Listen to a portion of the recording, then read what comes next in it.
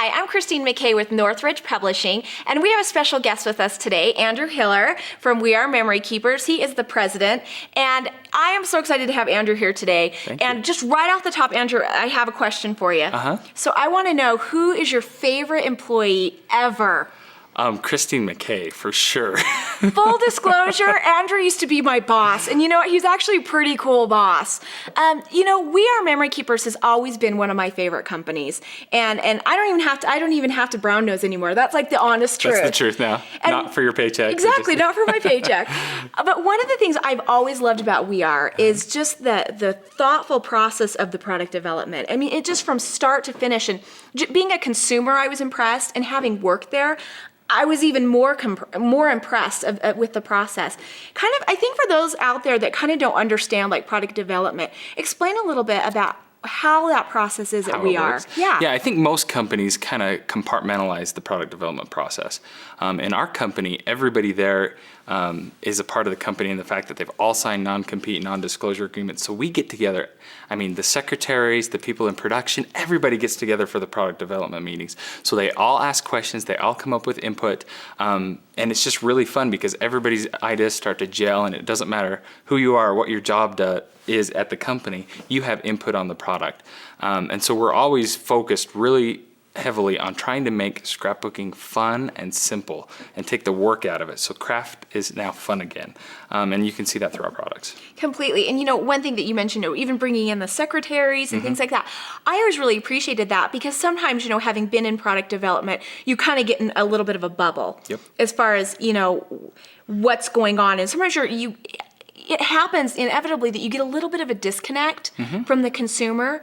And do you feel that process kind of helps you stay in contact with them? Yeah, absolutely, because you're hearing from people who are talking with the customers, you're hearing from people who are researching products and know what's out there and available. And you have people that just come in with, it's kind of that same mentality of there's no dumb question, there's no dumb product idea in our development meetings. Okay, there were a few. No, I'm just kidding, I'm teasing. But we hear them all and we review them all. And then we try to improve.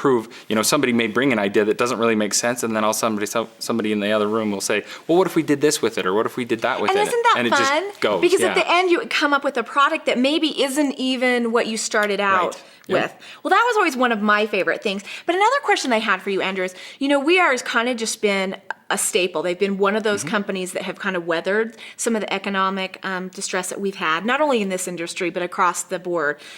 How are some things that you think that you have you seen any changes or anything you've had to adapt to, and what would those be? Yeah, absolutely. I think I kind of borrowed this line from one of our factory reps out in the field, but we've decided to not participate in the recession. I like that. So we've basically just said, you know what, we're not going to not only continue to produce new products and continue to show the world what we're made of at We Are, but we're going to do more of it. In fact, at the CHA Summer last month in July, we produced 425 new SKUs for a summer CHA. More than we've ever done before, in the middle of one of the worst economic downturns. We are really committed to making sure that people are still enjoying their crafting, they're still excited about it, and they know that we're going to be here for the long term. And I don't know if you're just being humble, but one thing that I've noticed too is that you have kept the prices so reasonable. I know that you've started to come out with some of the paper pads that have the chipboard and the stickers and the paper, so that the consumer doesn't feel like they have to go out and purchase all of those things separately if maybe that's not in their budget. Because I know for somebody like me, crafting is really cathartic. And when times are down and hard, these are creating your memories. That's a good, well-spent time as well as money. And you guys have really been able to keep your prices low. Well, I appreciate that. I'm glad somebody's noticed. Yeah, I've noticed. Because we definitely feel like, when I go through and I look at products that are in the market, or I look at my competition, if I can find something that I say that product's better than mine and at a lower price point, it gets crazy in our office because I will not accept it. We have to have the best price, and we have to have the best product for that price. And, for all the consumers out there, if you feel like there's something we're not hitting the mark on, you let us know and we'll change it. And that is one thing that I definitely know, that you guys read your emails, you respond to your emails. I know that you've had product ideas from people that have just emailed and said, hey, I have a great idea. So you guys are totally all about the people. Okay, so I want to ask you about, we're going to talk a little bit about the Crop-a-dile. Okay. Tell me how this came about and how it just totally changed your this, company. This little guy right here? This little guy right here, yeah. Well, it was kind of funny because up until the Crop-a-dile, we hadn't really done tools. But being in the bindery business for hundreds of years, I'm fourth generation. It's almost a 100-year business now. I had used a lot of machines that I had seen in the big production facilities. And we went to a crop, as they call them. Yeah. And I heard all these women just pounding with these Yes. spring-loaded things and hammers and everything. And I just sat there and I'm like, why are they doing this? There's a better way. You're not going to wake up your kids, and your husband's not going to yell at you. Yeah. You know, you're not going to ruin your tables, things like that. Exactly. So we said, there's a tool, and we took that tool, which was made for just basically doing rivets and binders, and we took it and we said, let's make this for eyelets in the scrapbook industry. And we sat there, and it was actually my accountant, my CFO, and I sat there with boxes one day, figuring out how to make cubes that would spin and have all the right sizes to them, so they could do any Some mental image. eyelet that was on the market. We got all the eyelets. We went to all the stores. We got everything we could. And we sat there, the two of us, two nerdy people, financial guys, not even product development guys, sitting there with these blocks until we figured out how to make this tool. And then what we did is we wanted to make it strong. I know it's a woman's tool. Everybody says you can't make it like a man's tool. We said, BS. We'll put a pink Yeah, handle yeah. on it, but we'll make it And a can tough I tell tool. you, this is what gave me credibility with my husband. Oh, good. Scrapbooking, he has another name for it. He likes to call it crapbooking. Yeah. That's really affectionate, I know.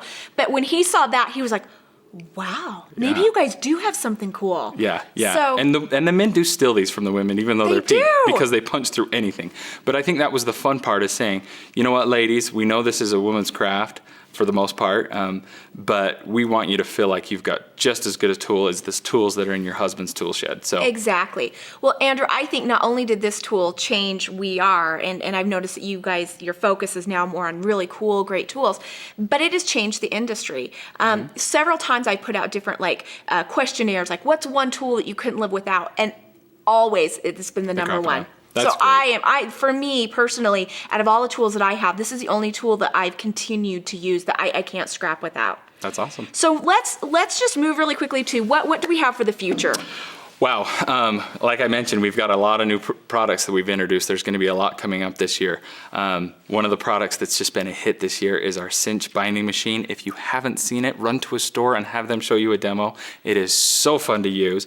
We've got a So Easy product coming out. Our Brad Setter's been phenomenal. Just lots of fun, great And items. Andrew's going to stick around and show us how to use the cinch in all the different ways. So you can actually click on that on the YouTube channel as well and get a whole rundown on that.